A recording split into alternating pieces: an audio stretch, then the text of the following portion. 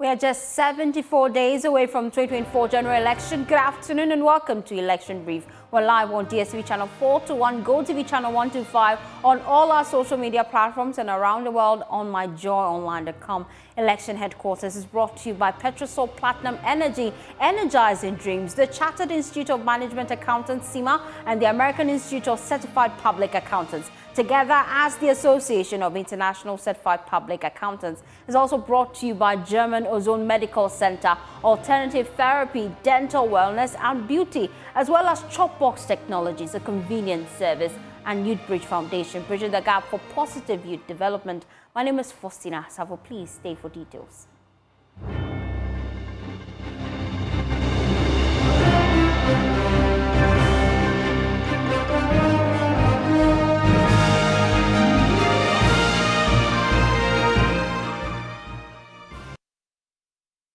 We are your home of independent, fearless, and credible journalism. Thanks for choosing us. Now, we start with the opposition National Democratic Congress because they have reiterated their mistrust for the Electoral Commission following several grievances they have raised regarding the voters register. The NDC claims that the credibility of the voters register is in serious doubt. As a result, the party has consistently called for an independent forensic audit of the voters register to ensure its accuracy and transparency. At a stakeholders engagement on Monday, the party's Director of Election and IT, Dr. Edward Amani-Bwamwa, insisted the voters register contained significant anomalies that could affect the election results. According to Dr. Bwamwa, issues such as inconsistencies in the voters' data are major concerns that must be addressed before any credible election can take place. He emphasized that these flaws, if not corrected, could undermine public confidence in the electoral process, which is essential for the legitimacy of any election outcome. When trust is broken, conflict, in the third party, is that not it? That's your idea. And we have proposed, UNDP, bring in a mediator. Let the mediator facilitate the forensic audit. Let all stakeholders nominate and let's come together, audit the register and audit the IT system. UNDP has a track record. UNDP is not NDC, it's not MPP, it's not PNC, it's not CPP. Is this too difficult to ask for? Even before these discrepancies were unearthed, we had earlier said because of your mistakes. And let me tell you, for emphasis, at a point, the exposures, as we were exposing their errors, the arithmetic errors, it became too... Look, we had sympathy at that point. To be embarrassing a whole state institution like that, pure case of institutional decay. So we reserved some of the corrections and submitted them at IPAC. Meanwhile, some civil society organizations have backed calls for a forensic audit of the Election Commission's voters registration, the voters registration, as they demand that the opposition National Democratic Congress concerns are legitimate. Emmanuel Winston of the Crusaders Against Corruption believes the EC and the NDC should reach an amicable decision on the matter before December 7. And that is why I believe strongly that for the sake of the democracy we are practicing, not just for the election, but for the sake of democracy that we are practicing as a country, the Electoral Commission should be able to create an environment for us to have, a credible register as we go into the election. It can be in the form of a forensic audit as being requested by the NDC. But what is important is that whether forensic audit or whichever medium is going to be used, we should ensure that we have a credible, not just a credible, but also a transparent process, including a credible and a reliable register that will give all of us the confidence for the sake of us protecting the democracy that we are practicing in this country. Dr. Hassan Ayariga, leader of the All People's Congress, has pledged to abolish all forms of mining refrain from borrowing and reshape Ghana's educational system if given the nod to rule the country as president, while his contender, Kofi Akpaloo, the leader of the Liberal Party of Ghana, says he will invest in large-scale mining, borrow more to fund his industrialization drive, and transform Ghana's educational sector if elected president. They both share their views in the maiden edition of our presidential candidates debate on Newsdesk. The provisional total central government debt as at the end of June 2024 stood at 742.0 billion Ghana cedis. Now, this is equivalent to 70.6% of Ghana's GDP. I'm quite curious, how will you manage the national debt without derailing development? I'll go to you, Kofi Akpaloo. Yeah, this amount involved is peanut. 742 billion cedis. Yeah. Yeah, when equivalent of 70.6% of our GDP. Yeah, so when you bring it to dollars, it will be about $50 billion. Yeah, so it's peanut. It's not money. It's not money that we should worry ourselves as a people, because we'll be able to generate more than that if we do our things right. You see, our concentration has been on that. Oh, we owe so much, we owe so much. So if you listen to all the other competitors, they are saying that when they come, they will not borrow, they will not borrow. They don't understand borrowing, okay? When you run a business, we have what we call leveraging. Smaller equity, higher debt. You don't run business with equity because equity is very expensive. You have to use debt. Now, what you borrow money for is the most important thing. What are you borrowing the money to do? If you borrow money to spend, you are wasting the money. But when you borrow to invest, you make something out of it. Assuming you borrow $10 billion and you invest in the production of aluminium, in the production of, let's say, lithium. You are producing lithium, you are adding value to them. Your oil, you are producing, you are adding value to them. Your cocoa beans, you are adding value to them. When you borrow to invest in that direction, the returns will come to pay off the debt, okay? But when you borrow to spend, nothing will come back, and then it will be a waste. So I've been hearing MPP, NDC, all the other, even my brother APC, they are all saying that when they come, they will not borrow. What are you coming to do? You see, you have to come and add value to our natural resources. Take control. But you need money to do that. So you have to borrow, invest, and then add value and turn it around and make money. It's like I give you $1 million right now in the form of a loan. Take this, start a small business. That business will generate something. If you do it well, it will generate something. And then you pay back the money to me, and then you have a business. So there's nothing wrong when you borrow to invest. But when you borrow and you spend the money unnecessary, that is where it becomes a waste. So we are going to borrow money to invest in the economy, to create jobs and to create wealth for Ghanaians. We have a plan to set up a $10 billion job fund so that our young people who are coming from universities and polytechnics will be given the needed support to start their own businesses here, right here. Because our checks shows us that if you go to America or you go to Europe, you see all the big businesses that you see around, all started by young people. Take Microsoft, Bill Gates started when he was 19. Take Apple Corporation, Steve Jobs and Steve Wozniak started when they were both 21 and 24. Even all the big companies you can think of, they started by young people. Even the machine that you are using right now, the computer here, is a Dell computers. The one who started it was Michael Dell when he was 19 years at university. So we believe that the chunk of our young people in Ghana here, they have brains, they have what it takes to do something. So our plan is that we're going to borrow money and invest in their ideas to enable them to bring the best out of them. Let me come to you, Hassan Ayariga. How do you plan to ensure that you manage Ghana's national debt? First of all, in managing the Ghana national debt, what it means is that we have over 670 billion debt, and we are unable to pay. And because we are unable to pay, you remember the haircuts that the Ghanaians have to go through. Now, the point is that there's been so much corruption in this country and wastage of our resources. That is why you borrow and you're unable to pay back. Borrowing means that you take money in order to invest in certain key economic sector that will give you back the returns for you to pay. Under my leadership, don't be borrowing.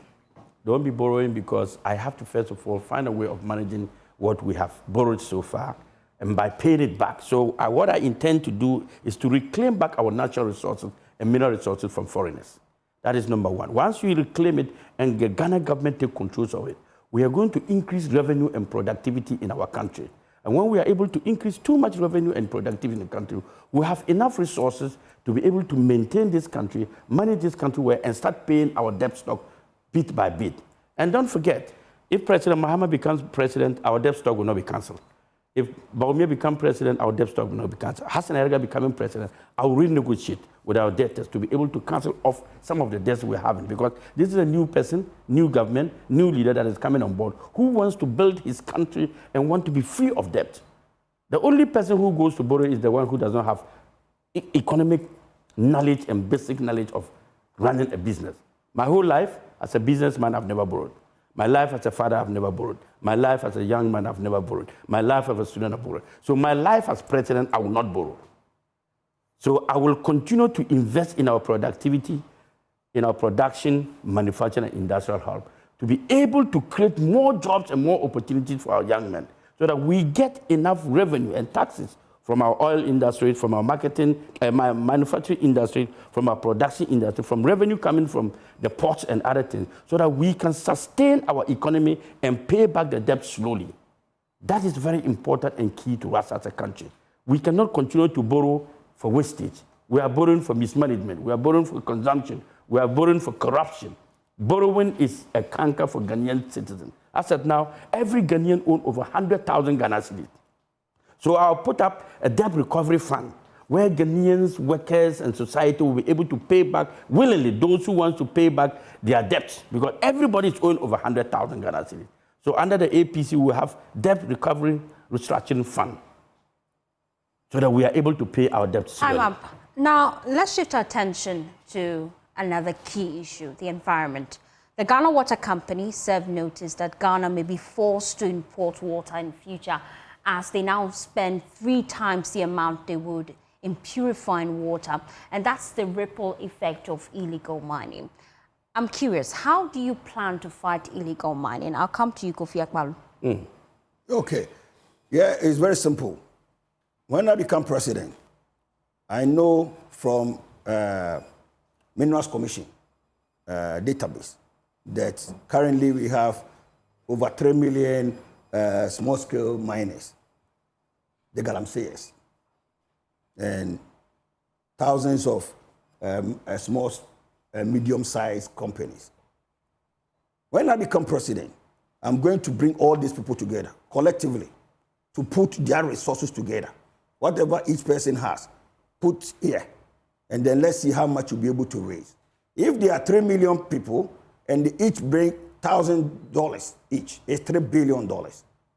Then I'll give them licenses to run a large-scale mining, like Anglo Gold and Goldfields are doing, so that they will do a responsible mining. I'm not going to drive them away like the way we are doing now. No, the way we are doing it will not solve any problem. But to solve the problem, let's bring our people together, let them form a large-scale mining owned by them, so that they can employ their own directors who will be doing a responsible mining, and the environment will be clean, because you can hold people accountable. Now, when you do that, I don't even support that small-scale mining. I want them to come together and put their resources together to build a large-scale mining. Because when you go to a forest, like, for instance, you see each small-scale miner having different number of excavators. But when you put them together, they will not have that number of excavators in there. When you go to Newmont site, they don't have that quantity of excavators that our small-scale miners are owning. So that's what we are going to do. And then this one, we can have a responsible mining, and then everything that will be generated here will stay in this country, and it will not go anywhere. And Ghana government will not buy from them in cities, and then we add value to them in return. Let me come to Hassan Ayariga. You have served notice that you would ban all forms of mining. Expatiate on that for us. Yes. illegal mining causes a lot of destruction to our water bodies, our farmlands, our cocoa trees, and then our health. Government upon government have decided to look a blind eye on it because they believe that people who are doing illegal mining are voters of this country and will not vote for them. How I intend to make sure that we have clean water, safe life, and then have a decent economy and a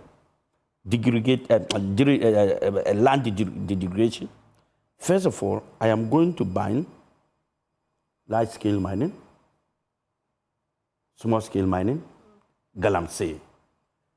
Mining is the only country, the only institution mandated to mine or mandated to mine under my leadership will be the government of Ghana. The government of Ghana he owns the property in terms of natural resources and mineral resources. So when we ban small-scale, large-scale, and medium-scale mining, we'll do auditing into the mining sector to find out those institutions that have destroyed our water bodies and make sure that they pay huge royalties now to the government of Ghana. The National Peace Council says the posture of the Electoral Commission will be crucial in resolving the impasse between the opposition National Democratic Congress and the election management body. A couple of days ago, the NDC staged a nationwide protest in demand for a forensic audit of the Provisional Voters Register, which they claim is not fit for purpose. In a bid to drum home their demands, the NDC held engagement with civil society and the international community, asking the EC to be more transparent. Omane Boama is Director of Elections for the NDC. Even before these discrepancies were unearthed, we had earlier said because of your mistakes. And let me tell you, for emphasis, at a point, the exposures, as we were exposing their errors, the arithmetic errors, it became too... Look, we have sympathy at that point. To be embarrassing a whole state institution like that, pure case of institutional decay. So we reserved some of the corrections and submitted them at IPAC. Meanwhile, the National Peace Council says it has reached out to the feuding parties, including the Electoral Commission, to get them to resolve their differences. Executive Secretary of the National Peace Council, George Amo, tells Joe News that although efforts are underway to resolve the stalemate, the posture of the Electoral Commission, he says, will be crucial in resolving the matter. He was speaking at the Joe News Catholic Relief Services dialogue with funding from Netherlands Ministry of Foreign Affairs. We have engaged the EC, we've engaged the NDC, and we are hopeful that an agreeable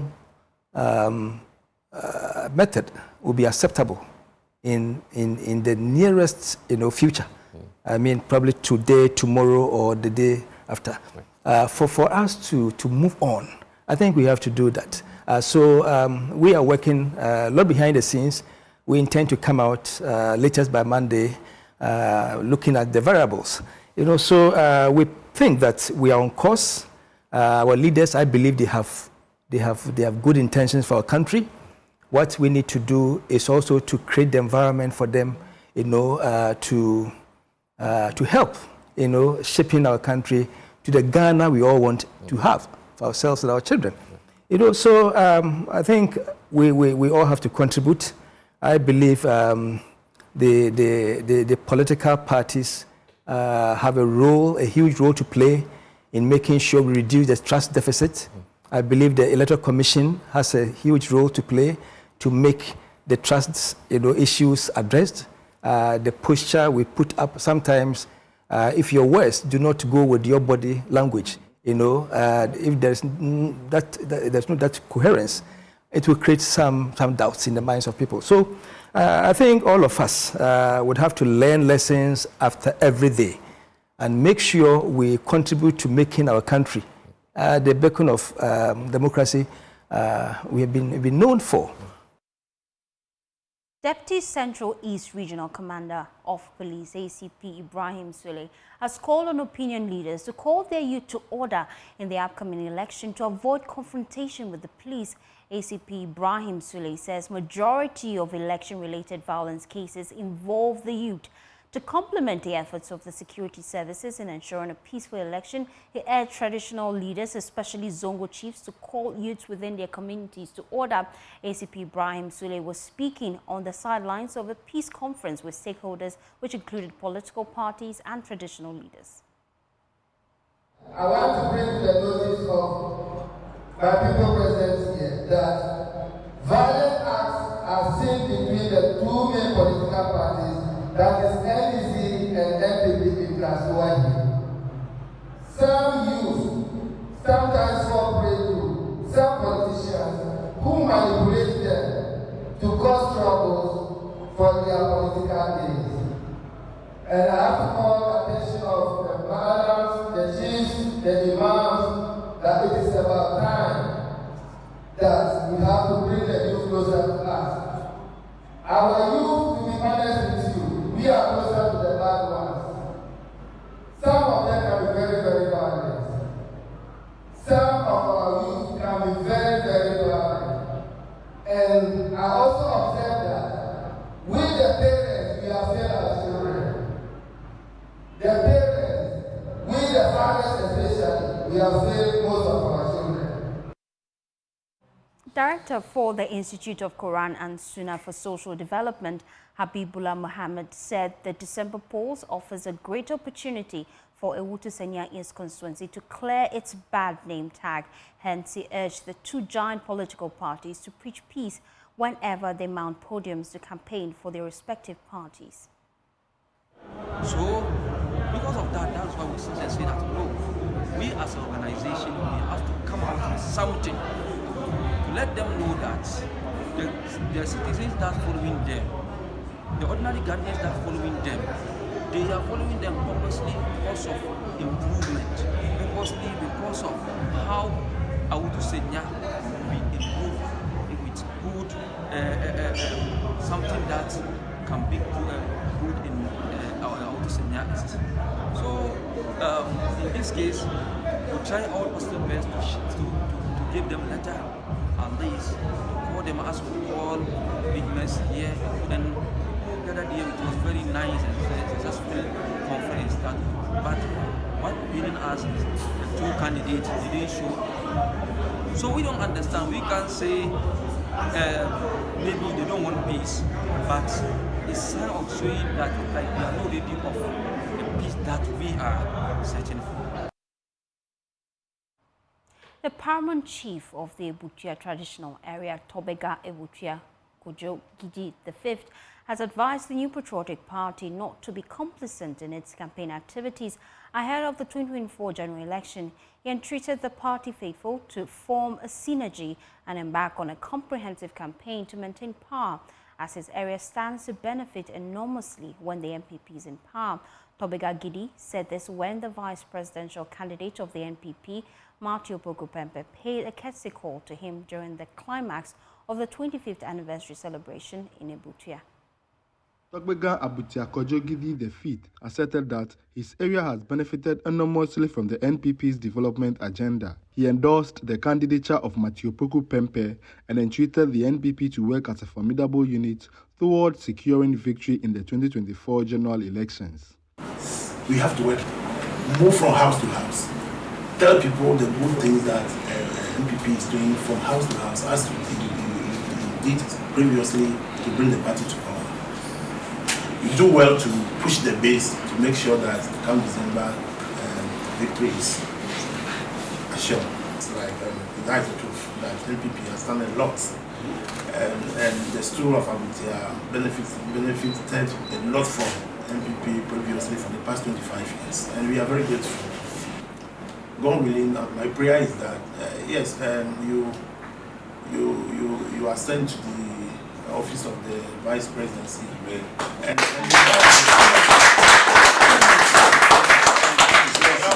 I know because because you are part and parcel, you are part of Abutia. We are there, you also remember us. Because Addressing the anniversary Thanksgiving service of Togbegan Gidi, Mr. Prempeh pledged his unflinching commitment to the development of Abutia.